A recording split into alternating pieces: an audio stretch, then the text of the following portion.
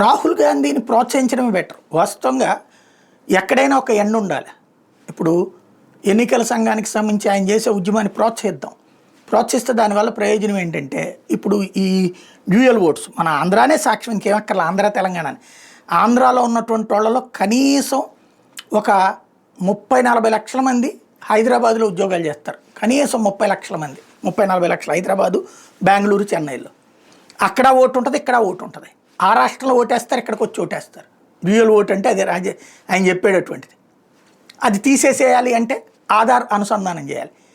ఆధార్ అనుసంధానం చేస్తే ఒక్క ఓటే ఉండేటట్టు ఉండాలి. ఈ సంస్కరణ అమలు కావాలంటే అట్లా ఆధార్ అనుసంధానం చేస్తుంటే చెడగొట్టింది వీళ్ళే, వద్దన్నటువంటిది వీళ్ళే. అదే సందర్భంలో ఈ డ్యూయల్ ఓట్లు ఎవరు తీయాలా? అక్కడ కాంగ్రెస్ ప్రభుత్వం తీయాలి. తీస్తుందా? ఇక్కడ చంద్రబాబు ప్రభుత్వం తీయాలి. కాంగ్రెస్తో పొత్తున్నటువంటి ప్రభుత్వం ఇక్కడ పేరుకి బీజేపీ జనసేనతో ఉన్నా సరే వీళ్ళు తీస్తారా? తీయరు. వాళ్ళు ఎట్లా తీయగలుగుతారు? ఎన్నికల సంఘం కదా తీయాల్సింది. ఎస్, ఎన్నికల సంఘం డైరెక్ట్గా ఆకాశం నుంచి ఊడిపడే అమెరికా నుంచి ప్రత్యేక దళాలు ఏమి ఉండవు. లోకల్గా ఉన్న ఎంఆర్ఓ, లోకల్గా ఉన్న ఆర్ఐలు, లోకల్గా ఉన్నట్టుంటాడు. వీళ్ళకి తెలీదా? ఇంతకుముందు ఇదే పని ఎన్నికల సందర్భంలో జగన్ చేస్తే రచ్చ చేసి వదిలిపెట్టారు. జగన్ ఎన్నికల ముందు చేసింది ఏంది? వాలంటీర్ ద్వారా ఇంటింటికి వెళ్ళి ఆ ఊళ్ళో ఉన్నారో లేదో తేల్చడం. దానికి చివరికి హైకోర్టుకి వెళ్ళింది. ఆ రోజున కాంగ్రెస్ పార్టీ ఇక్కడ అదే షర్మిల రచ్చ చేసి వదిలిపెట్టింది. ఆ ఓట్లు పీకేస్తున్నారే హో అని చెప్పేసి.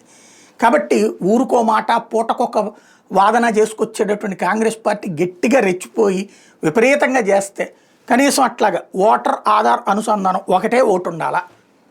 అలాగే ఓటు తీయడానికి ఖచ్చితంగా ఇమ్మీడియట్గా ప్రాసెస్. ఒక కొత్త చోటకి వెళ్ళి ఓటు పెడితే ఆటోమేటిక్ ఓటు రిమూవల్ పాతది ఉండేటట్టు చేయాలి. అలాంటి ఒక టెక్నాలజీ అది పెద్ద కష్టం కాదు ప్రభుత్వం తలుచుకుంటే, ఈసీ తలుచుకుంటే. ఆ సిస్టంలోకి తీసుకురావాలి అంటే గట్టిగా పోరాడాలి. అతను తన స్వార్థం కోసమే చేయి, కానీ ప్రజలకు ఉపయోగపడుతుంది. బట్ దాన్ని వక్రీకరించే ట్రాప్లో మాత్రం పడద్దు.